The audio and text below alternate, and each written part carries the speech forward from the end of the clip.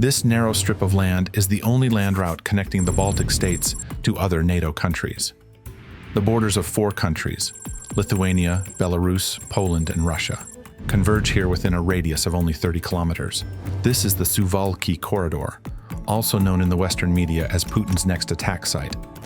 The Kaliningrad region is critically important for Russia. It is home to Russia's only major ice-free port in the Baltic Sea and a naval base. The region hosts Iskander-M complexes with a range of up to 500 kilometers, capable of carrying nuclear weapons. But Kaliningrad has no land connection with the rest of Russia, and this significantly affects the cost of transportation and cargo traffic to the exclave. Let's pause for a few seconds. We would like to announce that we have a store with maps that we can send anywhere in the world. You can follow the link in the description and place an order. In the 1990s, Russia proposed a project of a transportation corridor between the Belarusian city of Grodno and Kaliningrad. The route passed through the Polish town of Suwalki, which gave the route its name. But due to public outrage and Polish media, the project never materialized. The issue of Russians traveling by land to the Kaliningrad region was partially solved by single-entry transit visas issued by Lithuania and Poland. After the annexation of Crimea, the Baltic states became seriously worried about their own security, fearing that they would become the next target of Russian aggression.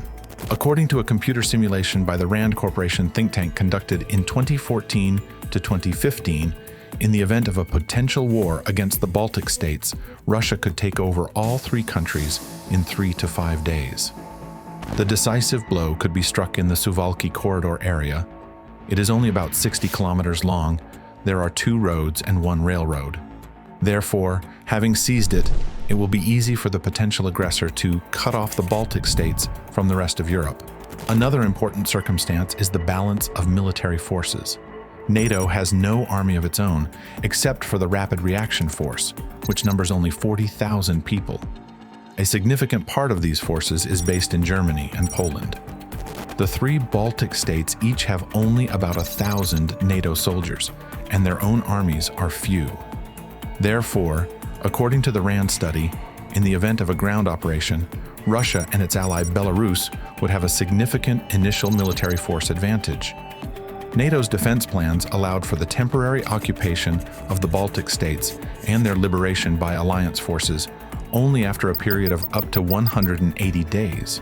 In 2022, following Russia's invasion of Ukraine, a number of EU member states closed their airspace to Russian planes. Air traffic with the exclave now bypasses the Baltic states. Lithuania also temporarily restricted the transit of sanctioned goods to Kaliningrad by rail and truck, which seriously affected the region's economy. After Russian officials threatened a meat grinder, Lithuanian authorities lifted the transit restrictions.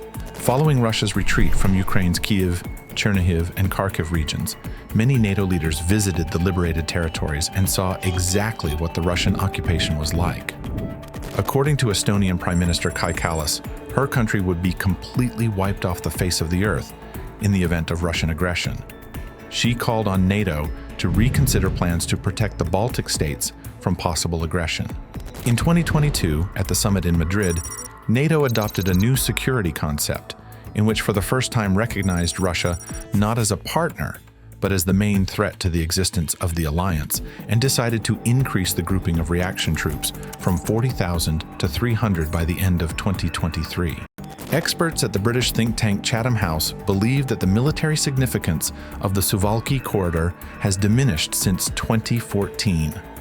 After Finland and Sweden joined NATO, the Baltic Sea became practically an internal sea of the North Atlantic Alliance, and in case of open military aggression, Kaliningrad will be subjected to the same isolation and blockade by NATO countries as the Baltic states are by Russia.